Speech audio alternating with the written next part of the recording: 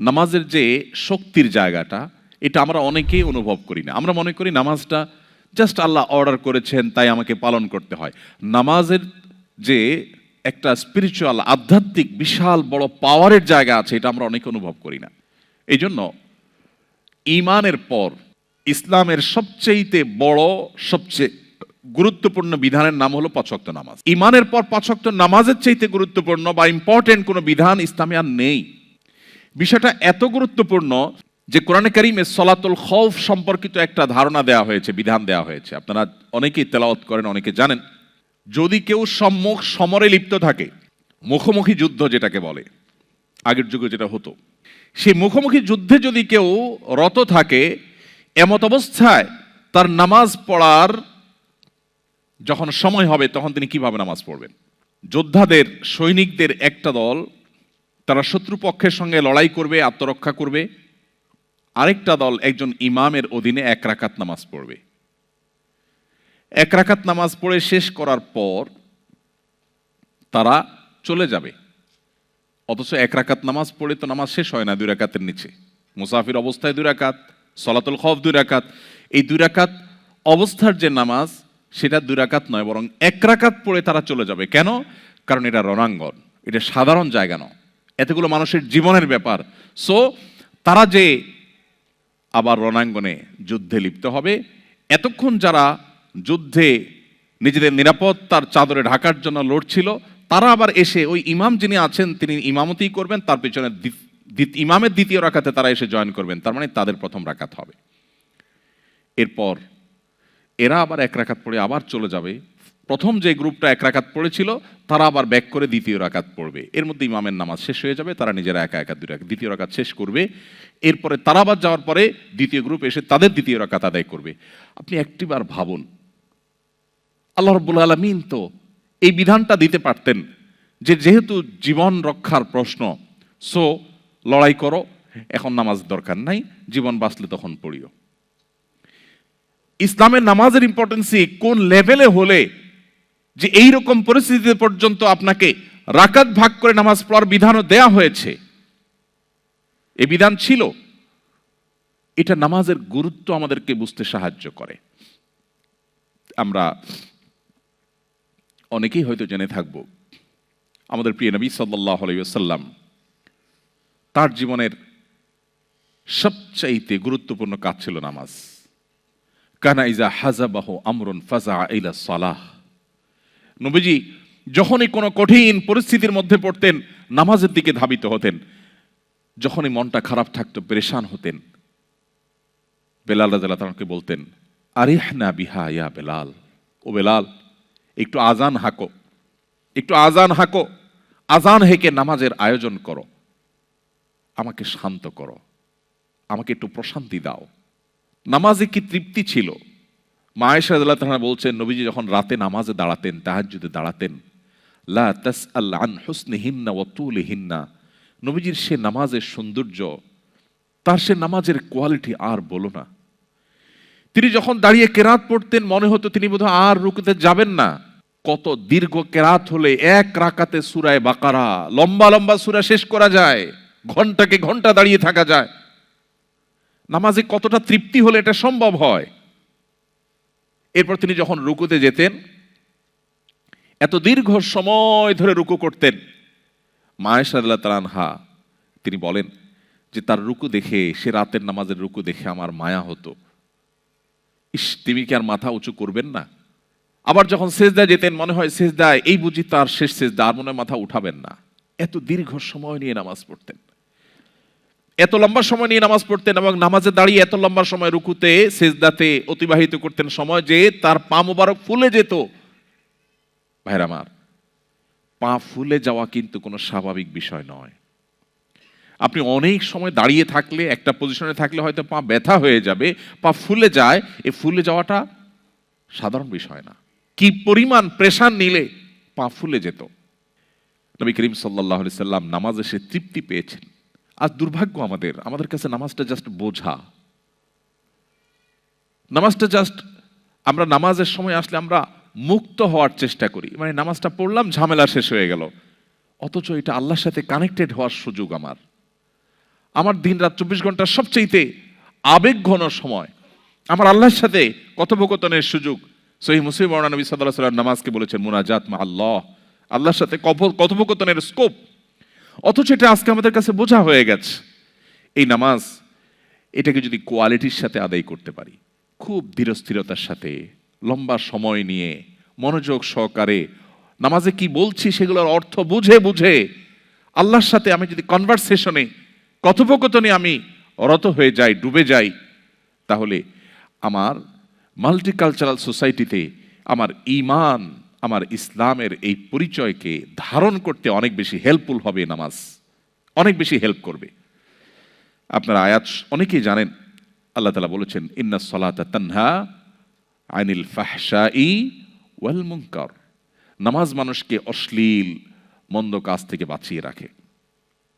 আমাদের অনেক ভাইরা আছে যারা ঠুনকো অজুহাতে নামাজ তরক করেন, বিশেষ করে এই ধরনের পরিবেশে আপনারা যেখানে আছেন, যে অফিসে আমার কলিগদের মধ্যে কেউ মুসলমান না, আমি একা মুসলিম, আমি একা নামাজ পড়লে কেমন দেখা যায়, সবাই তাকিয়ে থাকবে। অথবা আমি বাহিরে আছি, তো সেখানে নামাজ পড়তে গেলে কেমন দেখা যাবে, এখানে কোনো মসজিদ পাচ্ছি না আশেপাশে, এদিকে ওয়াক্ত শেষ হয়ে যাচ্ছে, তাহলে আমি নামাজ না পড়লে, নামাজ পড়তে গেলে সবাই আমার দিকে তাকিয়ে থাকবে, বা আমি একটু বিব্রতকর পরিস্থিতি পড়ব। এরকম ঠুনকো অজুহাতে আমরা অনেকে নামাজ ছেড়ে দেই। এটা হলো আমাদের ইমানের দুর্বলতার কারণে, আমার ইমানের দুর্বলতার কারণে। একজন ইমানদার তার জীবনে কোনো অবস্থাতে তিনি নামাজ ত্যাগ করতে পারেন না। ইসলামে অনেক বিষয়ের ত্যাগ, এটার বিকল্প আছে, কিন্তু নামাজ ত্যাগের বিকল্প নেই। এই জন্য কোনো মুসলিম নামাজ ত্যাগ করতে পারেন না। মুহাম্মদ সাল্লাল্লাহু আলাইহি সাল্লামের সময় মুনাফিক যারা ছিল তারাও নামাজ পড়তো, যারা ভেতরে ভেতরে অমুসলিমদের চর ছিল তারা নামাজের সময় মসজিদে উপস্থিত হতো। এই জন্য এই পরিবেশে যদি আপনি 5 ওয়াক্ত নামাজকে সর্বোচ্চ গুরুত্বের সাথে আদায় করেন, আপনি যদি একাকী কোথাও কোনো অফিসে থাকেন, একাকী নামাজ পড়বেন, আপনি অন্তত ফরজটুকু হলো আপনাকে পড়তেই হবে। আপনার লাঞ্চের ব্রেকের সময় আপনি ওয়াশরুমে যাওয়ার যে সময়টা পাবেন, সেই সময়টা থেকে সেভ করে আপনাকে নামাজ পড়তে হবে, যে কোনো মূল্যে পড়তে হবে। তো যদি কেউ নামাজের ব্যাপারে এই নো কম্প্রোমাইজের জায়গায় যেতে পারে, আশা করা যায় তার ঈমানকে আল্লাহ তাআলা সেভ করবেন। কারণ অন্যায় অশ্লীলতা থেকে সে বাঁচতে পারবে, এই নামাজ তাকে প্রতিহত করবে তার সমস্ত বাধাগুলোকে। এই জন্য নামাজের ব্যাপারে আমাদের সর্বোচ্চ গুরুত্ব আরোপ করতে হবে। আমাদের বোনরা অনেক সময় দেখা যায় এমন কোনো পরিবেশে যান যে পুরুষরা যেখানে সেখানে ঘাসের উপর দাঁড়িয়ে গেল, বোনরা দাঁড়াতে পারেন না, কিন্তু তাদেরকেও দাঁড়াতে হবে। সবাই তাকিয়ে থাকবে, থাকুক না। হ্যাঁ, আমি বলছি না আপনাকে মানুষের চলাচলের রাস্তায় আপনাকে দাঁড়িয়ে যেতে, আমি বলছি না আপনাকে এমন কোনো জায়গায় দাঁড়িয়ে যেতে মুসলমানদের সম্পর্কে এখানকার অন্য ধর্মাবলম্বীরা বাজে ভুল ধারণা নেয়, আমি সেটা বলছি না। নিশ্চয়ই আপনি 2 রাকাত নামাজ পড়ার মতো জায়গা আপনি বের করে নিতে পারবেন, সেটা আপনাকে করতেই হবে। অতএব এই জায়গাটাতে আমাদের কোনো কম্প্রোমাইজ করা চলবে না। আমাদের সাবকন্টিনেন্টে যারা আমরা মুসলমান, আমাদের মধ্যে একটা ধারণা জন্মেছে যে নামাজ না পড়লে কি হয়েছে, ঈমান আছে। অনেক বেনামাজিকে নামাজের কথা বললে বলে, ভাই নামাজ না পড়লে কি হয়েছে, আমার ঈমান আছে। নাম আতর আলী, গায়ের থেকে দুর্গন্ধ আসে। নাম কি? আতর আলী, গায়ের থেকে আসে কি? দুর্গন্ধ। ব্যাপারটা ওই রকম। আপনি বলতেছেন নামাজ না পড়লে কি হয়েছে, আমার ঈমান আছে, মানে আপনার ঈমান এত মজবুত? আপনার ঈমান তো আমার দরকার, যে না পড়লেও থাকে। অথচ নবী করিম সাল্লাল্লাহু আলাইহি সাল্লাম কঠোরভাবে বলেছেন, শক্তভাবে তিনি বলেছেন, আল ফারকু বাইনানা ওয়া বাইনাহুম তারকুস সালাহ। ঈমানদারের সাথে অমুসলিমের পার্থক্যই হলো মূলত নামাজ। এটা ঈমানদারকে পৃথক করে। অতএব কোনো অবস্থাতে এটা ছাড়া যেতে পারে না। আমি আপনাদেরকে উদাত্ত আহ্বান করতে চাই, আমাদের অনেক ভাইরা আছেন যারা বাসায় নামাজ পড়েন, কর্মস্থলে পড়েন না, অথবা 5 ওয়াক্ত নামাজ পড়েন কিন্তু একটু ঝামেলা হলে তিনি নামাজ কাজা করেন।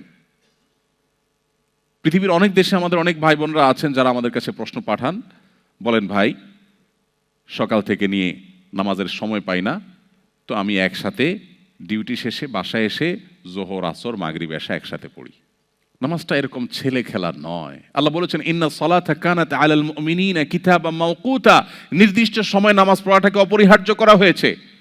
আপনার যদি এমন কোনো জব, এমন কোনো চাকরি করতে হয় যে চাকরি করতে গিয়ে আপনি নামাজ পড়তে পারবেন না, তো সেই চাকরি আপনি করবেন কিনা তার আগে সিদ্ধান্ত আপনাকে নিতে হবে আপনার ঈমানের আলোকে। আপনাকে যদি আমি অফার করি যে আপনি একটি জব আপনার সামনে আছে, আপনি একটা চাকরি করবেন, সেখানে আপনি ডিউটি চলাকালীন সময়ে শুধু নিঃশ্বাসটা বন্ধ করে রাখতে হবে, স্যালারি পাবেন আপনি 1 বিলিয়ন, কেউ করবে এই চাকরি? কারণ স্যালারি তো পরের কথা, প্রথম দিনের কয়েক সেকেন্ডের পরেই তো আমি মারা যাব। তো 1 বিলিয়ন যদি আমি পাইও, এটাতে আমি কি করব? ইমানদারের কাছে নামাজটা সেরকম। আমার নামাজ যদি পড়াই না যায়, আমার ইমানে যদি না থাকে, তো আমি এই চাকরি দিয়ে কি করব? ভাইরা আমার, ওই যে আমি শুরুতে বলছিলাম নবী সাল্লাল্লাহু আলাইহি ওয়াসাল্লাম যে ফিতনার কথা বলেছেন না, কিয়ামতের আগে বহুবিধ ধোঁয়াশা আসবে। ফিতনা মানে ধোঁয়াশা, বিভ্রান্তি, চকচকে লাইফ, কালারফুল জীবন, এটার হাতছানি আমাদেরকে ডাকে। আমাদের মনে হয় এটা পেয়ে গেলে, আমি পিআর পেলে, পাসপোর্ট পেলে, অমুক জায়গায় যেতে পারলে, তমুক ক্যারিয়ারে উঠতে পারলে, অমুক জায়গায় পৌঁছতে পারলে বোধহয় আমি সুখ শান্তি পেয়ে যাব। সেটা পাওয়ার পরে আমাদের মনে হয় না, তেমন কোনো পরিবর্তন হয়নি। এগুলা নিছকই মরিচিকার মতো, মানুষকে পাগলের মতো, পঙ্গপালের মতো ডাকতে থাকে, টানতে থাকে। ছাত্র জীবনে মনে হয় ভালো রেজাল্ট করলে বোধহয় আমি সাকসেস হয়ে যাব। অনেক কষ্ট করে রেজাল্ট করার পর দেখা যায় অনেকে সাকসেস হতে পারেন নাই। এরপর মনে হয় ঘুষ দিয়ে হোক, চুরি করে হোক, দুর্নীতি করে হোক, 2 নম্বরই করে হোক, একটা চাকরি পেলে বোধহয় আমি সোনার হরিণ পেয়ে যাব। হয়তো চাকরি পেয়েও যায়, কিন্তু সুখ হয়তো তার আর ধরা দেয় না। এভাবে বিভিন্ন পার্থিব লোভ লালসার মোহনীয় হাতছানি আমাদেরকে ডাকে। নবী সাল্লাল্লাহু আলাইহি ওয়াসাল্লাম সেই কথা ইঙ্গিত করেছেন, ফিতনা সমূহের মধ্য থেকে এগুলো এক রকমের ফিতনা, যে লাল নীল লাইফ, রঙিন জীবন, কালারফুল লাইফ, এটার লোভে আমরা পাগলের মতো ছুটতে থাকি, নামাজ পড়ি না, নামাজকে কম্প্রোমাইজ করি আমার জব ঠিক রাখতে গিয়ে। এটা কোনো মুসলিমের কাজ না। এই কাজ করলে সে মাল্টিকালচারাল সোসাইটিকে আজ হোক আর 2 দিন পরে সে হারিয়ে যেতে বাধ্য। সে অতল গভীরে হারিয়ে যাবে, এই ফিতনার অন্ধকারে সে ডুবে যাবে। নিজেকে সেভ করার জন্য নামাজটাকে নো কম্প্রোমাইজের লেভেলে রাখার কোনো বিকল্প নাই। আল্লাহ আমাদের সবাইকে 5 ওয়াক্ত নামাজকে সর্বোচ্চ গুরুত্বের সাথে আদায় করার তৌফিক দান করুন। আস-সুন্নাহ ফাউন্ডেশন, উম্মার স্বার্থে সুন্নাহর সাথে।